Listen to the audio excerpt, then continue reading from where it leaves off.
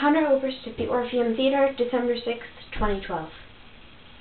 It was finally Conor Oberst's turn to get up on stage and perform. A couple of minutes before 9, you could sense a shift in the room.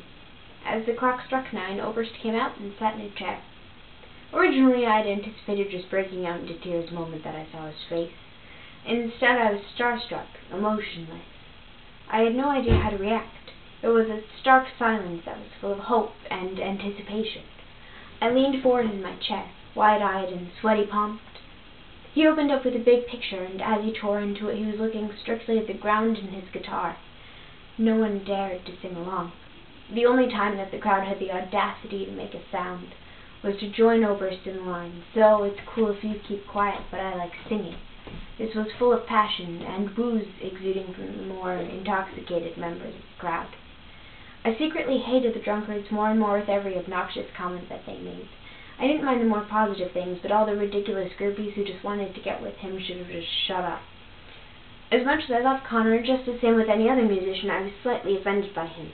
Of course, this will happen in any situation, but he said, "This next song I wish we were playing in a church, 'cause it's blasphemous and that turns me on."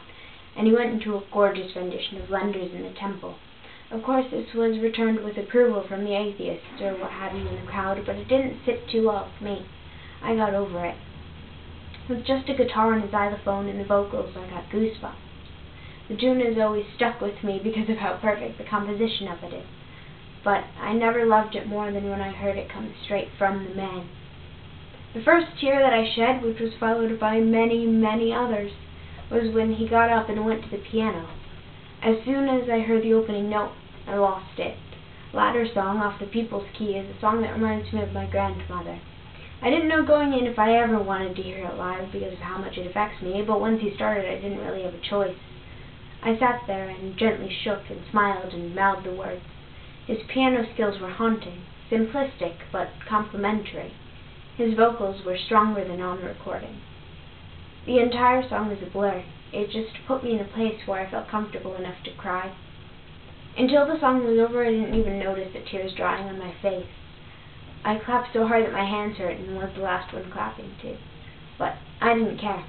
And to pull me out of that sadness, he went right into At the Bottom of Everything, which was just a massive sing-along, all bopping along and bouncing in our seats and happy to be uplifted. You can even see the shift in Conor himself.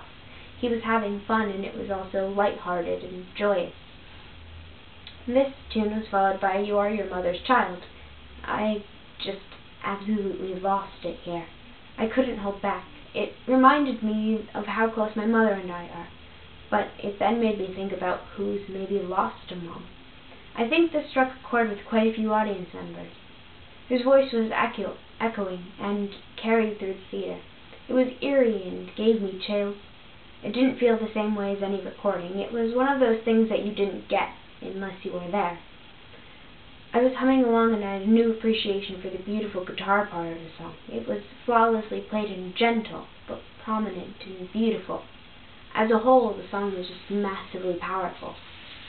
At the end of his set, he finished with Breezy and had a standing ovation. He humbly bowed and thanked us and walked off the stage. A minute went by and everyone was still standing. 5 minutes went by and the clapping still hadn't ceased. And finally, at long last, Oberst came back on. The first encore tune was an attempt to tip the scales, which I wasn't sure if I was going to like live, but it was brilliantly done.